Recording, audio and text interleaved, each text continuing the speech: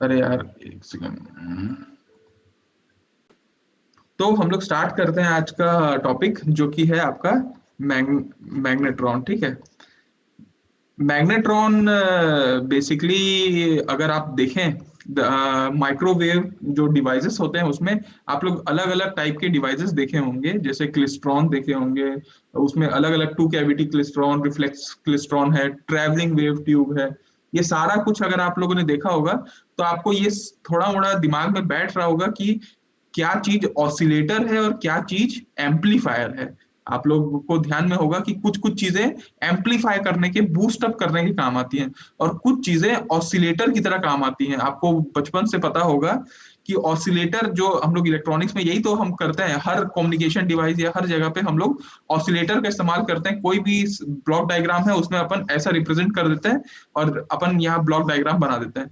ये जो चीज होता था ये ऑसिलेटर होता था। ये क्या करता है बेसिकली, ये फ्रीक्वेंसी जनरेट करता है। अपन बोलते हैं कि ये एफ नॉट फ्रीक्वेंसी है, मान लो ये जनरेट कर रहा है।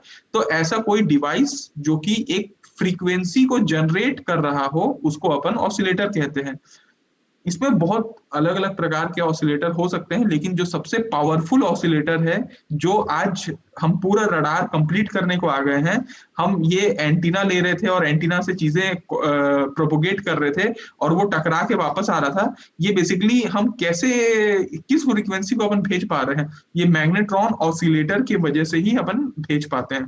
तो मैग्नेट्रॉन ऑसिलेटर बड़ा इंपॉर्टेंट चीज है। और हाई फ्रीक्वेंसी में जब अपन गीगाहर्ट्ज सिग्नल की बात करते हैं, क्योंकि आपको पता होगा कि माइक्रोवेव 1 से 10 गीगाहर्ट्ज के बीच में काम करता है। माइक्रोवेव फ्रीक्वेंसी जो होती है जो रडार के लिए जनरली यूज होती है, क्योंकि आपको पता है 10 गीगाहर्ट्ज के ऊपर में एटमॉस्फेरिक एटेन्यूएशन आ जाता है। तो इस फ्रीक्वेंसी रेंज में आप जिस ऑसिलेटर से चीजें जनरेट करते हैं वो है मैग्नेट्रॉन ऑसिलेटर।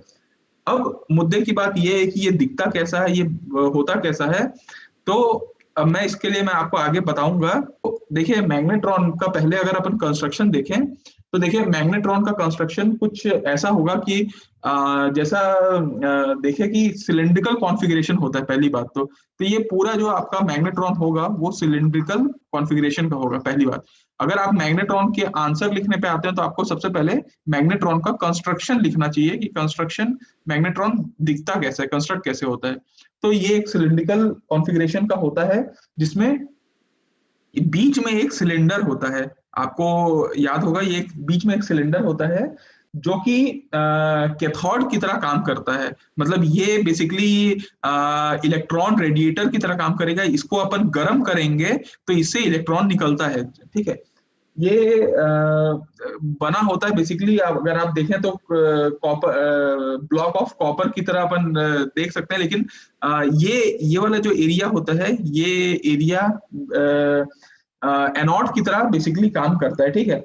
और इसमें नंबर ऑफ होल्स होते हैं बीच बीच में, जो आप लोगों ने देखा होगा कि ये नंबर ऑफ होल्स होते हैं। इसका अगर अपन टॉप व्यू देखें तो टॉप व्यू आपको ये राइट हैंड साइड का फिगर देखने के बाद समझ में आ रहा होगा कि ये जो छोटे छोटे ऐसे गोल गोल हैं, ये बेसिकली ये वाला जो कैविटी है ये कैविटी होता है।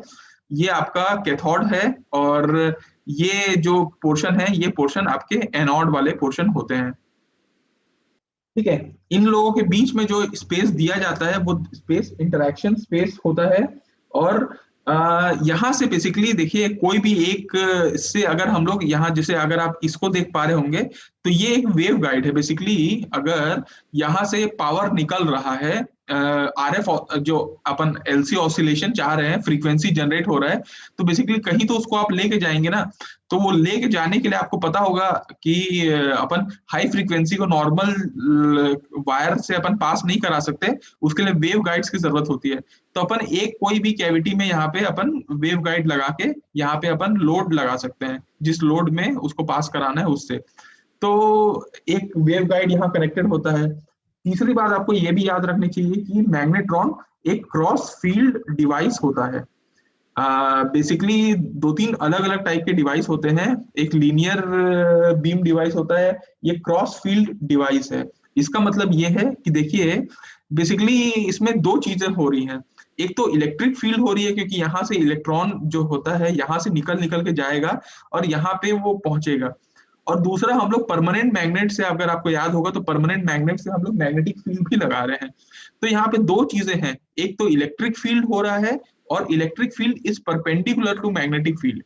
ये जो टाइप का स्ट्रक्चर होता है, उस टाइप के स्ट्रक्चर को, जो भी ऐसा स्ट्रक्चर है जहां इलेक्ट्रिक फील्ड और मैग्नेटिक फील्ड परपेंडिकुलर है, उस टाइप के स्ट्रक्चर को क्रॉस फील्ड डिवाइस कहा जाता है।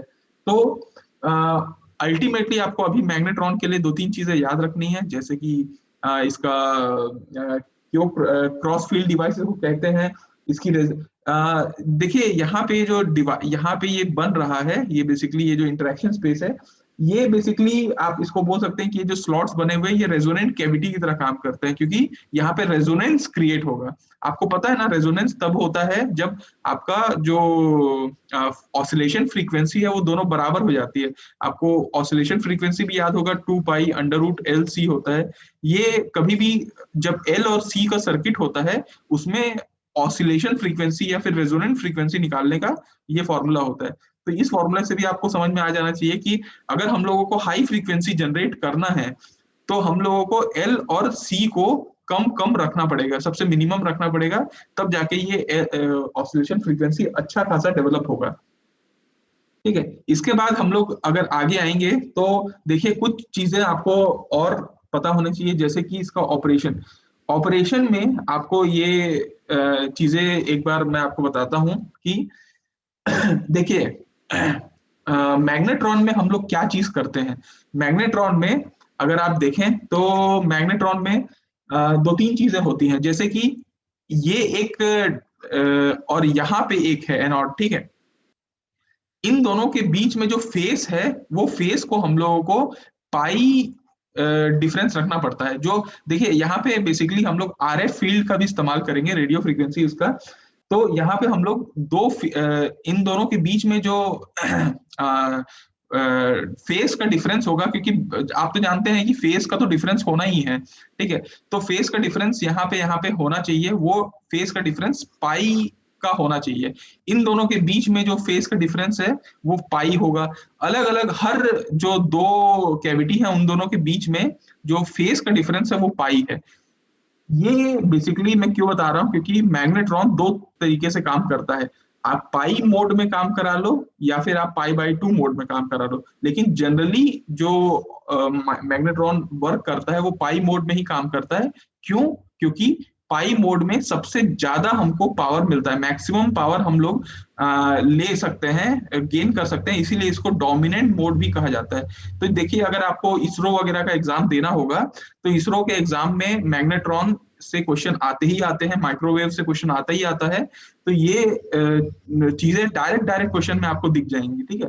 कि पाई मोड क्या होता है, बेसिकली पाई मोड इन दोनों के बीच में जो फेज डिफरेंस है उसमें अपन पाई का फेज डिफरेंस रखते हैं 180 डिग्री का।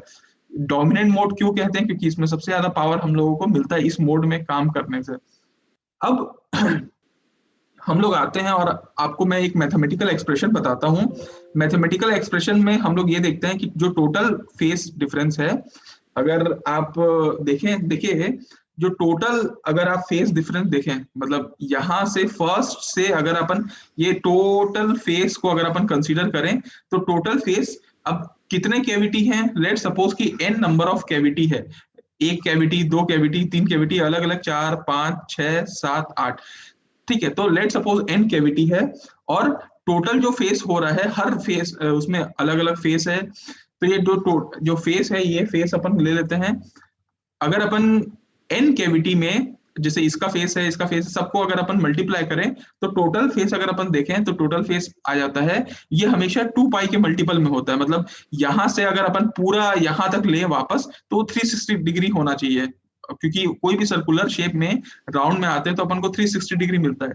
तो अपन यहाँ पे 2 पाई का मल्टीपल n से कर देते हैं। ये छोटा n है, ये नंबर ऑफ फेस है, मतलब आप कितना रखना चाहते हैं, लेकिन ये कोई मतलब एक छोटा सा इंटीजर है जो आपको 2 पाई से मल्टीपल में रहता है। तो अगर आप उनको फेस देखना है तो वो बेसिकली 2 पाई n/n ये फेस आता है, इससे फेस जनरली निकाला जाता है। अब मैं अगर इसमें मैं बात करूं कि भैया मेरे को पाई मोड रखना है, इन दोनों के बीच में पाई मोड रखना है फेस, तो मैं क्या करूं, फाई की जगह में पाई रख दिया, 2 पाई n/n रख दिया, तो यहां से ये हो जाता है तो आपको ये पता चल जाता है कि जो आपका n है, ये जो टोटल नंबर ऑफ इंटीजर है, वो आपका n/2 आएगा। या फिर अगर आप देखें कि नंबर ऑफ कैविटी कितने रखने हैं, तो वो आपको 2n से आपको निकल के आ जाएगा। ठीक है, तो देखिए बेसिकली ये दो इलेक्ट्रिक फील्ड के बीच में जो एडजेसेंट कैविटी है, उन दोनों के बीच में जो फेस चेंज है वो ये फाई को दर्शा रहा है। अपन को जनरली क्या रखना है, अगर अपन देखें तो पाई फेस चेंज होना चाहिए। हम ये मानते हैं कि इसमें जो फेस है इलेक्ट्रिक फील्ड का और इसमें जो फेस है उसमें एडजेसेंट कैविटी में पाई का फेस तो चेंज होना ही चाहिए। ठीक है, अब हम लोग इसको बेसिकली मैग्नेट्रॉन को दो तरीके से काम कराते हैं। एक तो जब हम लोग आरएफ फील्ड दे देते हैं, मतलब आरएफ फील्ड के प्रेजेंस में, और एक आरएफ फील्ड के एब्सेंस में। तो रेडियो फ्रीक्वेंसी जो फील्ड है, अभी तक हम लोग मैग्नेट्रॉन को ये देखे हैं कि एक हम लोग सिलिंड्रिकल स्ट्रक्चर ले लिए हैं, सिलिंड्रिकल स्ट्रक्चर में को हम लोग हीट किए जा रहे हैं, हीट करने से इससे इलेक्ट्रॉन निकल रहा है, इलेक्ट्रॉन निकल रहा है तो उसको ट्रैप करने के लिए हम लोग यहाँ पे एनोड लगा दिए हैं। कैथोड से एनोड की तरफ इलेक्ट्रॉन निकल के जाएगा। कैसे जाएगा, ये दो तरीके हैं। एक आप काम करते हैं, ऊपर में मैग्नेटिक फील्ड तो लगा ही दिए हैं अपन, तो इलेक्ट्रिक और मैग्नेटिक फील्ड की वजह से यहाँ पे इलेक्ट्रॉन निकल निकल के जा रहा है। अब इसका आगे का हम लोग स्ट्रक्चर देखते हैं कि ये कैसे वर्क करता है। तो चलो अब हम लोग ये देखते हैं कि ये कैसे कैसे काम करता है, इसका ऑपरेशन हम लोग स्टडी करते हैं कि अब अगर हम लोग मैग्नेट्रॉन, क्योंकि देखिए हम लोग एक ऑसिलेटर की बात कर रहे हैं जो फ्रीक्वेंसी जनरेट करता है, ये एक बहुत बड़ा ऑसिलेटर है, इसलिए इसको समझना बड़ा इंपॉर्टेंट है। देखिए अलग अलग टाइप के ऑपरेशन है इसमें। हम लोग सबसे पहला ऑपरेशन देखते हैं कि जब कैथोड्स को हीट करते हैं तो इलेक्ट्रॉन निकलता है। तो इलेक्ट्रॉन निकलने के अलग अलग रास्ते हैं, आप यहाँ पे देख पा रहे होंगे, ए है, यहाँ पे रास्ता बी है, यहाँ पे सी है, और ये रास्ता डी है। ठीक है, ये कब कब होता है, पहला स्टेज लेता हूं कि जो मैग्नेटिक फील्ड अपन लगा रहे थे ऊपर से, आपको याद होगा सिलिंड्रिकल के ऊपर दो मैग्नेटिक लगाए थे, मैग्नेटिक फील्ड अपन लगाते ही नहीं है, अपन जीरो मैग्नेटिक फील्ड लगाते हैं। तो क्या होता है, मतलब इलेक्ट्रिक फील्ड है अपने पास और एनोड है अपने पास। ठीक है, कैथोड है, एनोड है, इलेक्ट्रॉन निकलेगा और सीधा सीधा सीधा सीधा रास्ते से जाके एनोड में चिपक जाएगा, उसका कोई लेना देना नहीं है, इधर उधर कोई रास्ता भटकेगा नहीं। तो अगर अपन देखें एब्सेंस ऑफ मैग्नेटिक फील्ड में, वो स्ट्रेट ट्रैवल करता है, आपका जो इलेक्ट्रॉन है वो चुपचाप कैथोड से जाएगा, चुपचाप एनोड में जाके चिपक जाएगा। अब दूसरा कंडीशन हम लोग लेके चलते हैं कि हम लोग मैग्नेटिक फील्ड को थोड़ा सा बढ़ाते हैं, मतलब यहाँ पे जो ऊपर में मैग्नेटिक फील्ड लगाए थे वो आप थोड़ा बढ़ाते हैं। इससे क्या होगा, आपको ये पता होगा, जैसे आप लोगों ने देखा है कि थोड़ा सा इंटरेक्शन स्पेस है ना इन दोनों के बीच में, जो टाइम है वो अब थोड़ा बढ़ गया। अब वो डायरेक्ट नहीं जा रहा है, वो मैग्नेटिक फील्ड के वजह से थोड़ा सा डिफ्लेक्शन होता है और थोड़ा टाइम के बाद जाके एनोड में चिपकता है। तो यहाँ पे ये आप बोल सकते हैं कि एक लेटरल फोर्स इसमें डेवलप होता है। फोर्स आपको पता होगा कि force F is equal to force जो होता है वो Q V इंटू बी होता है। ये आपको पता है कि इलेक्ट्रॉन का फोर्स ऐसा होता है जिसमें चार्ज होता है, वेलोसिटी होती है और मैग्नेटिक फील्ड होता है। तो मैग्नेटिक फील्ड के वजह से एक फोर्स डेवलप होता है और वो फोर्स यहाँ पे जाके ये चिपक जाता है इसमें। ठीक है, अब आपको ये पता है कि हम लोग थोड़ा सा मैग्नेटिक फील्ड को बढ़ाए तो हैं, अच्छी बात है। अब ये मैग्नेटिक फील्ड को इतना बढ़ा देते हैं कि एक कट ऑफ मैग्नेटिक फील्ड में पहुंच जाते हैं, जिसको हम लोग लेट सपोज बीसी बोलते हैं। इसको नाम दिया गया है हल कट ऑफ मैग्नेटिक फील्ड। ठीक है, हल कट ऑफ मैग्नेटिक फील्ड इसका नाम है। ये फील्ड को बहुत इंपॉर्टेंट है। इस फील्ड में क्या होता है, इस फील्ड में इलेक्ट्रॉन निकलता तो है लेकिन जाता है और जस्ट टच करके वो वापस आ जाता है अपने पास।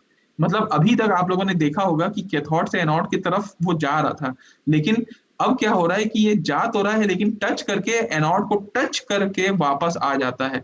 इस टाइप के फील्ड को हम लोग हल कट ऑफ मैग्नेटिक फील्ड कहा जाता है। और चौथा कंडीशन हम लोग ये देखें कि जब magnetic field cut off field के भी, हल कट ऑफ फील्ड के भी ऊपर चला जाता है, तब क्या होता है। देखिए तब ये जो इलेक्ट्रॉन है ये एनोड तक तो जाता ही नहीं है, ये कैथोड से ही थोड़ा सा निकल के अपने पास आ जाता है। जो आप ये वाला सेक्शन देख पा रहे होंगे ये है, ये जो होता है इस वाले फील्ड को बोलते हैं बैक हीटिंग ऑफ कैथोड। ठीक है। आपने दोबारा इसको देखिए, ये मान लीजिए आपने 1000 डिग्री सेल्सियस में इसको गर्म किया, ये गर्म होने से इलेक्ट्रॉन इमिट करना शुरू कर दिया। अब क्या हो रहा है कि इलेक्ट्रॉन इमिट हो रहा है और वापस इलेक्ट्रॉन यहीं पे आके गिर जा रहा है, तो ऑब्वियसली बात है ये कैथोड को और गर्म करने की कोशिश करेगा। इसको बोलते हैं बैक हीटिंग ऑफ कैथोड, ठीक है। तो ये 4 टाइप से ऑपरेशन पे काम करता है बेसिकली। ये जो इलेक्ट्रॉन की ट्रेजेक्टरी है वो 4 तरीके से काम करती है। अब मैं आपको बताऊंगा कि देखिए लार्ज मैग्नेटिक फील्ड में क्या होता है बेसिकली। ये वाला एक स्ट्रक्चर आप देखिए, इस स्ट्रक्चर में मैं अब ये बोल रहा हूं कि अब आरएफ फील्ड यहाँ पे जनरेट हो रहा है। मतलब देखिए यहाँ पे आप मैग्नेटिक फील्ड है, इलेक्ट्रिक फील्ड है, दोनों आपस में है। इन लोगों के बीच में एक रेडियो फ्रीक्वेंसी, ये आरएफ फील्ड डेवलप हो रहा है जो नेगेटिव से पॉजिटिव की तरफ जाता है। आप एक जो स्ट्रक्चर है आपका, देखिए ये मैं एक कैविटी बनाता हूं जिसमें यहाँ पे एक ये 4 कैविटी, 5वां, 6वां, 7वां, 8वां। अब मैं ये एज्यूम कर रहा हूँ कि देखिए इन दोनों के बीच में आपको पता है कि फेज डिफरेंस है, तो लेट सपोज यहाँ पे प्लस माइनस है, plus minus, plus minus, plus minus, इन लोगों के बीच में ये चेंजेस हैं। अब क्या हो रहा है कि यहाँ पे अपन एनोड रख रहे हैं और यहाँ से ये जो प्लस से माइनस की तरफ है, ये आपका एक फील्ड डेवलप हो रहा है। वो फील्ड यहाँ से यहाँ की ओर जाएगा, प्लस से माइनस। ये भी आप प्लस से माइनस जाएंगे, प्लस से माइनस, ठीक है। ये भी आपका प्लस से माइनस ऐसे करते हुए जाएगा, जैसे आपको यहाँ पे दिख पा रहा होगा। अब अपन क्या करेंगे, देखिए ये आपका कैथोड पहले से मौजूद है। कैथोड में आपको 4 चीजें पहले से पता थी, जो इलेक्ट्रॉन की ट्रेजेक्टरी हुआ करती थी। अब हो क्या रहा है देखिए, आप एक डी वाला चीज को देख पा रहे होंगे। ये जो डी है ये गया और वापस बैक हीटिंग में अपने पास चला गया। इसको कोई लेना देना नहीं है क्योंकि ये आरएफ फील्ड में ज्यादा इंटरेक्ट ही नहीं कर पाया। लेकिन अब क्या हो रहा है देखिए, ए वाला आप पाथ को देखिए। ए वाले पाथ में ये निकलता है, निकलता है, निकलने के बाद उसको पहला आरएफ फील्ड से इंटरेक्शन होने का मौका मिलता है। अब आरएफ फील्ड 2 काम करते हैं। आपको अगर याद होगा ट्रैवलिंग वेव ट्यूब वगैरह में आप देखे होंगे, तो यहाँ से क्या करते थे अपन, इलेक्ट्रिक फील्ड हुआ करता था, मैग्नेटिक फील्ड अपन प्रोड्यूस करते थे। उससे क्या होता था कि जो आरएफ फील्ड जनरेट होता था, ये आरएफ फील्ड इस इलेक्ट्रॉन का जो क्या बोलते हैं एनर्जी है उसको ये कंज्यूम कर लेता था और ये आरएफ फील्ड खुद में पावरफुल हो जाता था। आरएफ फील्ड का काम ये होता है बेसिकली कि जब यहाँ से इलेक्ट्रॉन जाएंगी तो इलेक्ट्रॉन के एनर्जी को कंज्यूम कर ले और उसको फिर वो बूस्टअप करने के काम आता था। इसलिए हम लोग उसको एम्पलीफायर वगैरह कहते थे, क्योंकि वो इलेक्ट्रॉन से एनर्जी ले लेते थे और उसको अपने आप को बूस्टअप कर लेते थे आरएफ फील्ड। यहाँ पे क्या होगा बेसिकली, यहाँ पे 2 टाइप के चीज मिलेंगे आपको। यहाँ पे देखिए एक टाइप का जो आरएफ फील्ड है हमेशा ऑल्टरनेट होगा। ये टाइप का आरएफ फील्ड एक्सेलरेट करने की कोशिश करेगा, जिसको अपन पुशिंग फ्रीक्वेंसी कहते हैं, पुशिंग। और एक टाइप का जो आरएफ फील्ड है वो पुल करने की कोशिश करेगा, मतलब उसकी जो एनर्जी है उसको खींच लेगा, ठीक है, खुद कंज्यूम कर लेगा। तो आप देखिए ए का पाथ अगर आप देखेंगे तो यहाँ से वो निकलता है, आरएफ एनर्जी के पास आता है, आरएफ फील्ड के पास। आरएफ फील्ड क्या करता है, इसकी एनर्जी को खींचने की कोशिश करता है। वो खींचने की कोशिश करता है, वो अपनी एनर्जी लूज कर दिया, फिर वो जाता है, फिर वो जाता है नेक्स्ट आरएफ के पास, वो भी उसको एनर्जी को खींच लिया, फिर गया, उसकी एनर्जी कम होते जा रही है, धीरे धीरे कम होते जा रही है, फिर एक गया आरएफ के पास, वो फिर एनर्जी को खींच लिया, तो उसके पास अब इतनी एनर्जी बचती नहीं है और वो जाके फिर एनोड में जाके चिपक के मर जाता है। तो उसको वो डेड हो जाता है, मर जाता है, उसको कोई लेना देना नहीं है। लेकिन ये जो डी वाला सेक्शन है ना, ये डी सेक्शन क्या होता है कि ये निकलता तो है अपने कैथोड से, लेकिन यहाँ पे एक आरएफ एनर्जी जो ये पॉजिटिव वाली एनर्जी है, मतलब यहाँ से ये जो ये वाला कैविटी है, इस कैविटी का जो आरएफ एनर्जी है इससे वो उसको एनर्जी मिल जाती है। मतलब ये जनरली क्या होता है, आरएफ एनर्जी इलेक्ट्रॉन से एनर्जी खींचते हैं, लेकिन यहाँ पे क्या हो रहा है कि ये जो इलेक्ट्रॉन है ये आरएफ एनर्जी से एनर्जी खींच लेता है और उसको इतनी शक्ति मिल जाती है कि ये वापस कैथोड में जाके तुरंत जाके चिपक जाता है। ये हमारा कंडीशन अच्छी बात नहीं है। इस कंडीशन को अनफेवरेबल कंडीशन कहते हैं, क्योंकि हम नहीं चाहते कि हमारा इलेक्ट्रॉन तुरंत जाके उसकी एनर्जी खींच ले और तुरंत जाके यहाँ पे हीट अप कर दे हमारे कैथोड को। हम तो चाहते हैं कि बढ़िया कैथोड से निकले, आरएफ एनर्जी के पास जाए, आरएफ एनर्जी उससे एनर्जी खींचते रहे और ऑसिलेटर होता रहे। तो ये वाला जो कंडीशन है, ए वाला जो अपन बात कर रहे थे, उसको फेवरेबल कंडीशन कहते हैं अपन, और ये जो डी वाला सेक्शन है इसको अपन अनफेवरेबल कंडीशन कहते हैं। तो मैं आपको दो चीजें इस पूरे प्रोसेस में बताना चाह रहा था। मैग्नेट्रॉन दो ही तरीके से ऑपरेशन में काम करता है। एक तो आपको ये पता होना चाहिए कि पाई मोड ऑफ ऑपरेशन क्या होता है। पाई मोड, तो पाई मोड का तो मैंने आपको बता ही दिया कि इन दोनों के बीच में, दो कैविटी के बीच में जो एडजेसेंट फेस होता है उसको हम लोग पाई मोड रखते हैं। क्यों रखते हैं? क्योंकि ये डोमिनेंट मोड होता है, इसमें ऐसा करने से हम लोगों को सबसे ज्यादा पावर आउटपुट मिलता है पाई मोड ऑफ ऑसिलेशन में। ठीक है। तो देखो, अभी तक मैंने आप लोगों को दो तीन चीजों के बारे में बताई। एक फेवर्ड इलेक्ट्रॉन क्या होता है। फेवर्ड इलेक्ट्रॉन, आप मैं अगर आपको शब्द आएगा या कॉम्पिटिटिव एग्जाम में आएगा तो आपको समझ में आना चाहिए। फेवर्ड इलेक्ट्रॉन का मतलब जो डायरेक्ट जाके तुरंत हीटअप होके तुरंत कैथोड में जाके चिपक ना जाए, वो बढ़िया पहले आरएफ एनर्जी के पास जाए, आरएफ एनर्जी उससे पावर खींच ले, वो बेचारा कमजोर हो, उसके बाद फिर आगे जाए, आगे और आरएफ एनर्जी मिलेगा, फिर उससे खींच ले और धीरे धीरे जाके वो मर जाए एनोड में। तो जो इलेक्ट्रॉन एनोड में जाके मरते हैं वो हमारे फेवर्ड इलेक्ट्रॉन कहलाते हैं।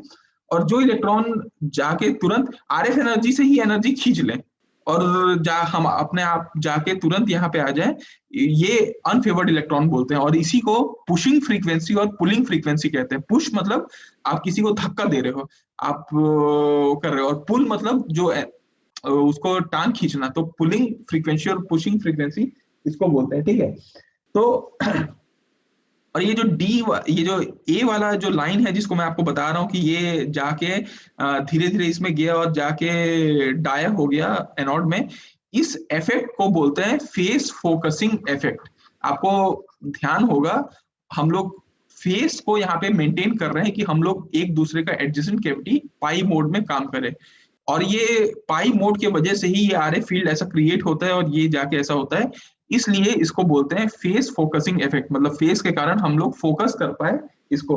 तो ये होता है फेस फोकसिंग इफेक्ट। अब मैं आपको ये आप लोगों को एक पूरा रफ फिगर में आपको ये समझ में आ रहा होगा।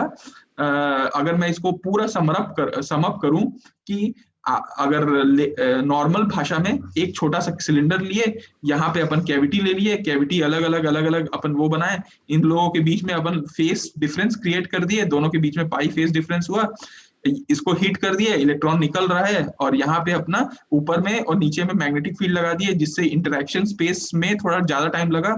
मैग्नेटिक फील्ड इतना लगा है कि ये जाके बेसिकली यहाँ से टच कर करके वापस मत आए, बेसिकली यहाँ पे एनोड में जाके चिपक जाए। बेसिकली अपन यही चाहते हैं। तो कट ऑफ मैग्नेटिक फील्ड में यहाँ पे वापस आ जाता है, और कट ऑफ के ऊपर में तो डायरेक्ट ही आ जाता है, जिसको बैक हीटिंग कहते हैं।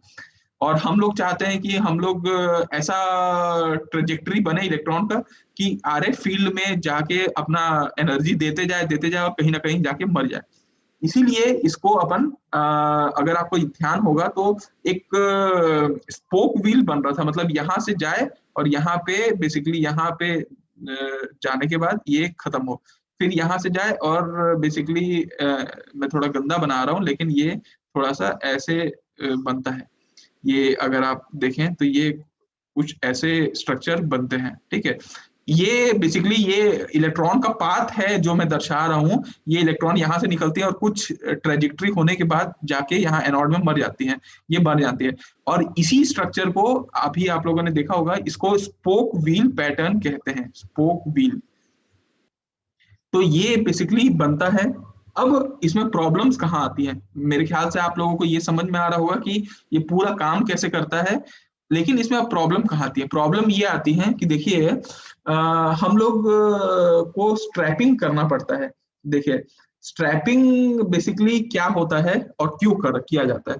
तो मैग्नेट्रॉन में एक समस्या आती है, वो समस्या होती है मोड जंपिंग की। मोड जंपिंग का मतलब क्या होता है? बेसिकली देखिए, आपको ध्यान होगा कि मोड जंपिंग में यहाँ और यहाँ के बीच में हम लोग जो फेस डिफरेंस क्रिएट कर रहे हैं वो है पाई। लेकिन कई बार ऐसा होता है कि हम लोग क्रिएट करते हैं, लेकिन ये आरएफ फील्ड के वजह से इन दोनों के बीच में ये जो फेज डिफरेंस है वो थोड़ा सा स्लाइट चेंज हो जाता है। लेट सपोज कि ये 3 पाई बाय 4 मोड हो गया। मतलब इस पाई को रखने के लिए हम लोग बहुत जद्दोजहद करते हैं, लेकिन अगर बाय डिफॉल्ट हमारे गलती से नहीं, लेकिन अपने आप अगर कुछ बहुत सारे वजह होती है मोड जंपिंग की, लेकिन उनमें से कोई भी वजह से अगर ये पाई का मोड अपने आप चेंज हो गया तो बहुत बड़ी दिक्कत होगी। मतलब हम जिस फ्रीक्वेंसी में जनरेट करना चाहते हैं, लेट सपोज हम 2.4 गीगाहर्ट्ज में काम करना चाहते हैं, अब ये पाई मोड दोनों के बीच में फेस चेंज हो गया, तो हमारा ये सिग्नल है वो 2.5 गीगाहर्ट्ज में काम करना शुरू कर दिया, तो हमारे लिए तो दिक्कत ही दिक्कत है। तो ये मत हो करके हम लोग ये मोड जंपिंग का मतलब समझ रहे हैं ना, एक मोड हम पाई मोड में काम कराना चाहते हैं, लेकिन उस मोड में वो काम नहीं कर रहा है, वो जंप कर जा रहा है, इसलिए इस समस्या का नाम हम लोग ने मोड जंपिंग रखा। अब इससे बचा कैसे जाए? तो एक साइंटिस्ट को दिमाग में आया कि अपन एक काम करते हैं, अपन इन लोगों को जोड़ देते हैं आपस में। तो जोड़ने से फायदा क्या होगा ये देखते हैं। देखिए, अगर हम क्या करें, इस वाले इसको डायरेक्ट हम लोग इससे कनेक्ट कर दें, वायर से अपन कनेक्ट कर दें इन दोनों को, तो क्या होगा कि इसमें जो फेस होगा वो इसमें भी फेस होगा, और दोनों सेम फेस होंगे। आपको पता है कि अगर अपन फेस बनाए तो ये 0 डिग्री होता है, 90 डिग्री, 270 डिग्री, 90 180 डिग्री, 270, और फिर से 360। मतलब अगर दोनों के बीच में कोई भी, अगर अपन वायर से कनेक्ट कर दें और दोनों के बीच में सेम फेस है, मतलब 0 डिग्री फेस चेंज हुआ, इसका मतलब है दोनों के बीच में 360 डिग्री फेस चेंज हुआ। इसका मतलब है ये दोनों के बीच में जो फेस चेंज हुआ वो 2 पाई का फेस चेंज हुआ। वैसे ही अगर अपन इसको इसके साथ कनेक्ट कर दें तो ये इसमें जो फेस होगा वो ही इसमें भी फेस होगा, तो मतलब दोनों के बीच में 2 पाई का फेस डिफरेंस है। वैसे ही इसको कनेक्ट कर दें, वैसे ही आपस में इसको कनेक्ट कर दें, तो जो भी दो ऑल्टरनेट हैं उनको अगर अपन वायर के थ्रू कनेक्ट कर दें, तो इसमें जो फेस होगा और इसमें जो फेस होगा, मतलब दोनों दोनों के बीच में जो फेस डिफरेंस होगा वो 2 पाई का फेस डिफरेंस होगा, या फिर अपन कह लें 0 डिग्री का फेस डिफरेंस होगा। अब आपको मैं ये बताना चाह रहा था कि अगर अपन ऐसा करते हैं तो क्या फायदा मिलता है। ये इन दोनों के बीच में 2 पाई का फेस डिफरेंस है और इन दोनों के बीच में 2 पाई का फेस डिफरेंस है, तो आपस में अगर मतलब देखिए, एक और ये इन दोनों के बीच में अगर 2 पाई का है, ठीक है, तो इन दोनों के बीच में बाय डिफॉल्ट पाई का फेस डिफरेंस होगा जो हम चाहते हैं। हम डोमिनेंट मोड चाहते हैं कि पाई का फेस डिफरेंस आए, तो हम क्या कर सकते हैं, हम दो ये जो दूर दूर हैं उन दोनों को कनेक्ट कर देते हैं। इसको कहते हैं स्ट्रैपिंग। तो देखिए, अगर आप ये मैग्नेट्रॉन का स्ट्रक्चर देख पा रहे होंगे तो ये वायर के साथ कनेक्टेड है, लेकिन आपको दिख रहा होगा कि सर ये तो 2 वायर के साथ कनेक्टेड है। ये 2 वायर के साथ इसलिए कनेक्टेड है क्योंकि आपको याद होगा कि अपन एक काम करते हैं, ये जो स्ट्रक्चर है आपका, इसको देखिए मैं आपको दिखाता हूँ। एक काम करते हैं, ये वाला जो पॉजिटिव पॉजिटिव इसको हम लोग इसके साथ कनेक्ट कर देते हैं, फिर इसको इसके साथ, फिर इसको इसके साथ, फिर इसको इसके साथ, वापस कनेक्ट हो गया। और ये इसके साथ कनेक्टेड है, ये इसके साथ कनेक्टेड है, ये इसके साथ कनेक्टेड है, और ये आपस में इसके साथ। तो ये बेसिकली 2 वायर है जो आपस में एक दूसरे, मतलब ये 2 टाइप का है, एक पॉजिटिव वाला है, सारे पॉजिटिव को कनेक्ट कर दिए सारे नेगेटिव को। तो ये 2 वायर आप देख पा रहे होंगे, एक कनेक्ट कर पा रहा है और दूसरा दूसरे को कनेक्ट कर पा रहा है। इस टाइप को बोलते हैं अपन स्ट्रैपिंग। मतलब स्ट्रैपिंग, अगर आपको कोई पूछेगा कि क्या होता है स्ट्रैपिंग, तो आप इतना ही बोलेंगे कि एक मेथड है जिससे हम लोग मोड जंपिंग के परेशानी से बच सकते हैं। मोड जंपिंग ना हो उसको बचने के लिए हम लोग स्ट्रैपिंग करते हैं, ठीक है। बेसिकली हम लोग ऑल्टरनेट एनोड प्लेट्स को 2 कंडक्टिंग रिंग से कनेक्ट किया जाता है, ठीक है। और इससे हम लोग पाई मोड का जो ऑसिलेशन है इसको हम लोग प्राप्त कर पाते हैं। अब इसमें परेशानी, एक समस्या ये भी आने लग गई कि देखिए, अगर आप ये 2 वायर, कंडक्टिंग वायर को अगर आप आपस में पैरेलल, देखिए अगर आप देख पा रहे होंगे तो दोनों पैरेलल हैं एक दूसरे के। अगर आप ये 2 वायर को अगर आप कनेक्ट करते हैं तो आपको ये पता है कि दोनों के बीच में एक लीकेज कैपेसिटेंस फॉर्म हो जाता है, ठीक है। ये कैपेसिटेंस आप लोगों ने ट्रांसमिशन लाइन में भी पढ़ा होगा कि जब 2 वायर अगर हम लोग लेते हैं ट्रांसमिशन लाइन में, तो इन दोनों के बीच में एक कैपेसिटेंस जनरेट हो जाता है। ये कैपेसिटेंस यहाँ पे भी जनरेट होगा, अगर कैपेसिटेंस का अगर आपको फॉर्मूला याद है, तो आप कैपेसिटेंस का फॉर्मूला होता है इंडक्टेंस का कि 1/2πfc। ये होता है इम्पीडेंस का फॉर्मूला जो अपन ट्रांसमिशन लाइन में यूज करते हैं। अब आपको ध्यान होगा कि देखिए, अगर आप फ्रीक्वेंसी ऑफ ऑसिलेशन आपका बहुत ज्यादा होता है, अपन गीगाहर्ट्ज में बात कर रहे हैं, तो यहाँ पे जो फ्रीक्वेंसी है ये बहुत ज्यादा है, इसका मतलब है ZC बहुत ज्यादा कम होगा। और इम्पीडेंस कम है, इसका मतलब है कि यहाँ से चीजें यहाँ भी फ्लो होना शुरू हो जाएंगी, मतलब ये लीकेज बहुत ज्यादा बढ़ जाएगा। तो ये जो दोनों को आपस में पैरेलल में कनेक्ट करने में यही परेशानी आती है कि दोनों के बीच में एक लीकेज रिएक्टेंस क्रिएट हो जाता है, जो इन दोनों के बीच में आपस में ऐसे कनेक्ट करना शुरू कर देगा। तो अब इससे बचे कैसे, क्योंकि ये भी एक समस्या है। आपका दूसरा समस्या तो बचा दिया कि भैया ठीक है मोड जंपिंग नहीं होगा, लेकिन अब बचे कैसे। तो फिर एक नया दिमाग आया, और वो नया जो कॉन्सेप्ट आया वो है, हम लोग स्ट्रैपिंग को एक फॉर्म में करते हैं जिसका नाम है राइजिंग सन।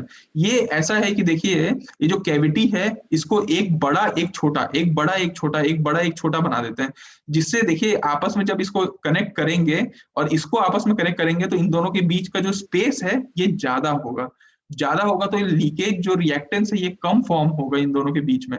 तो ये एक तरीका है राइजिंग सन यूज करते हैं हम लोग, इसीलिए जो हम लोग ये वाले जो स्ट्रैपिंग टेक्निक है, ये टेक्निक से हम लोगों का पूर्ति नहीं हो पा रहा था, तो हम लोग राइजिंग सन टेक्निक लगाते हैं। तो बेसिकली देखिए, पूरा मैग्नेट्रॉन इसी में बसा हुआ है। आपको स्ट्रक्चर पता होना चाहिए कि कैसे क्या स्ट्रक्चर होता है, इसकी इलेक्ट्रॉन की ट्रेजेक्ट्री क्या होती है, मैग्नेटिक फील्ड जब अपन लगाते हैं तो उसकी ट्रेजेक्ट्री क्या होती है, RF फील्ड के साथ में ये जो ट्रेजेक्ट्री है वो आप लोगों को पता होना चाहिए, और स्ट्रैपिंग कैसे की जाती है, और स्ट्रैपिंग में भी मोड जंपिंग क्या होती है, और उसको बचने के लिए अपन राइजिंग सन लगाते हैं, और क्यों लगाते हैं और कैसे लगाते हैं। ये पूरा आपका मैग्नेट्रॉन का टॉपिक है, जो हालांकि देखिए इसमें बहुत सारे मैथमेटिकल डेरिवेशन भी है। जैसे आपको जो हल कट ऑफ मैग्नेटिक फील्ड की मैं बात किया था, वो Hull cut off magnetic field का फॉर्मूला होता है 8V0m/q to the power half by b, ये होता है 1 - a² / b²। ऐसा फॉर्मूला होता है जो यूज होता है। तो इसका डेरिवेशन अभी आप लोगों को इसमें काम नहीं है, आप लोगों को बस इतना पता होना चाहिए था कि मैग्नेट्रॉन कैसे काम करता है। तो